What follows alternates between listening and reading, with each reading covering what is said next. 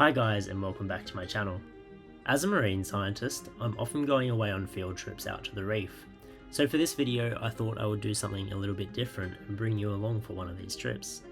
There's generally a lot of preparation that goes into these trips, such as approvals, dive registers, booking flights and accommodation, organising equipment and general experimental design.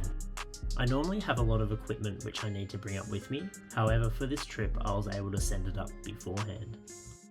I've been fortunate enough to travel to some pretty cool locations over the years, however for this trip we were flying to Cairns to do some research out of Port Douglas. The flight coming into Cairns is one of my favourites, as you can see not only the reef but also the mountains and the mangroves as you fly in. On this particular trip I was also fortunate enough to be able to drop into the Triton Labs studio in Cairns, where I caught up with Julian and Ashan, where we discussed possibilities for collaborating in the future. After this, I made my way north from Cairns to Port Douglas, where we would go out on the boat to the reef. At UTS we collaborate with a lot of different stakeholders, including those from the tourism industry. And for this trip we were going out with Wavelength Cruises from Port Douglas, who have been one of our key partners for the last few years now. Collaborating with companies such as Wavelength not only means that we have access to the reef on a regular basis, but also work with one another in order to implement practical solutions that can contribute to the resilience and restoration of key tourism sites. For this particular trip, we travelled by boat for 2 hours to one of the outer reefs, known as Opal Reef. We were fortunate enough to have great weather conditions, especially considering that we would be spending the night there. For this trip, I had two main objectives. The first was to test out this underwater case which I designed for a low-cost PAM. This PAM is significantly cheaper than others on the market, making it more accessible to other researchers. The second objective of this trip was to continue doing some phenotyping, which we started last year. If you want to know about this particular device that we use, then please follow the link in the description where it will take you to an article which we wrote about it at the start of the year. However, at a very basic level, this device uses a special type of fluorescence camera and a thermocycler which allows us to apply a gradient to a set number of samples. This allows us to rapidly analyse different corals and extract thermal performance curves where we can identify corals that are more resilient to thermal stress. This is important as coral reef health is rapidly declining around the world. This has been underscored by the recent 4th mass global bleaching event, with some studies suggesting that coral reefs could be functionally extinct by 2100 without intervention. However, whilst coral bleaching is natural, both the rate and intensity we are currently seeing is not.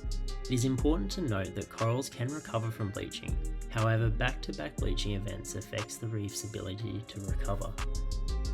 This is why, as well as reducing greenhouse gas emissions, us scientists also need to develop technology and strategies that help to give reefs a fighting chance. For example, with this device, we hope to be able to use it to identify individual corals that are more resistant to thermal stress that we can then use to repopulate areas of damaged reef.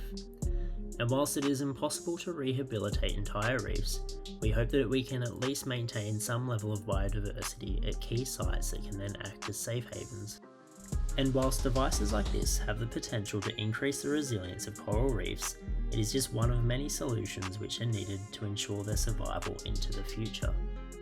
This is important as they cover less than 1% of the Earth, yet contain over 25% of all marine life, support over 1 billion people globally, and contribute over $10 trillion annually to the economy. And as both a scientist and reef-keeping hobbyist, I feel that it is my duty to do everything I can to protect these unique and valuable ecosystems for future generations. In this footage here, we are using a special type of clip which we hammer into the substrate, which we then use to attach a coral to. These will eventually grow out and attach to the substrate as the metal clip rusts away. Many of the sites shown here in these clips were previously damaged by bleaching events and cyclones. However, thanks to the efforts of tourism operators such as Wavelength, they have been rehabilitated and are now thriving again.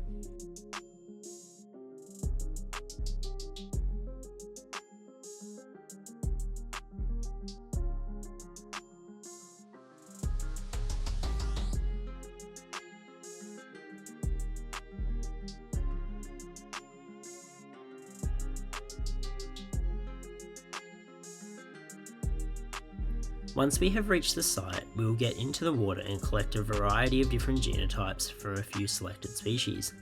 We will then either freeze some subsamples or store them in ethanol for various analysis later on in the lab. As we were out in mid-November, most of the corals were gathered and getting ready for their annual spawning. You can see here the tiny little pink eggs in this acropora. Some of our collaborators from Wavelength also wanted to try fragging and outplanting some different types of coral. It is also important that we log and keep track of every single piece of coral we take, not only for our own data, but because we also have to report amounts taken to the government. Here you can see that I'm trying to cut up some chunky Posilopera to put into the custom-made coral plate, which we will then load into our machine. One of the benefits of this device is that we only require small amounts of sample in order to perform the analysis.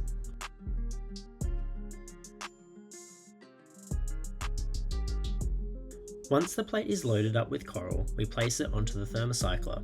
A thermocycler is a common piece of equipment that is used in science, and it is able to apply a temperature gradient across a well plate. Using this device, we are able to analyse corals across a broad range of temperatures. However, for this particular run, we were using temperatures between 26 and 36 degrees Celsius. We use a range of different protocols depending on the requirements of the experiment. A lot of these devices that we use are not designed for us marine scientists, so we often have to find ways that we can adapt them to suit our needs. For example, this machine is a combination of devices that were used for the use in medical and agricultural fields. However, as we continue to validate and use this technology, the opportunities for grants and collaborations with engineering firms come up, meaning that we can custom build devices like this, making it more accessible for those who need it. After a full day of work, we were able to analyse over 30 different corals. One of the benefits of going out at night means that we can sneak in a night dive. I love diving at night as the reef looks completely different and almost like it is from another world. Whilst diving, we came across one of the coral nurseries which had lost buoyancy, so we used our regulators to refill the float. These nurseries act as a bank, holding corals which can then be used to outplant areas of damaged reef.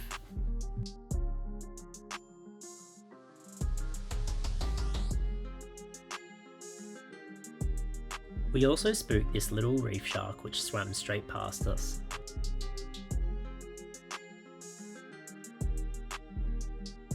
Almost every single coral had its polyps out, feasting on all the nutrients and plankton in the water column. After 2 days at sea, it was time to head back to port and ship all our samples and equipment back home. The guys from Triton were legends and managed to get me a behind the scenes tour of the massive Cairns aquarium, which I will do another video on shortly. After this, it was time to head back home to Sydney, where I would have to sift through all the data we collected. Thanks again for watching, and if you like this video and want to see more science related content, then leave a comment below.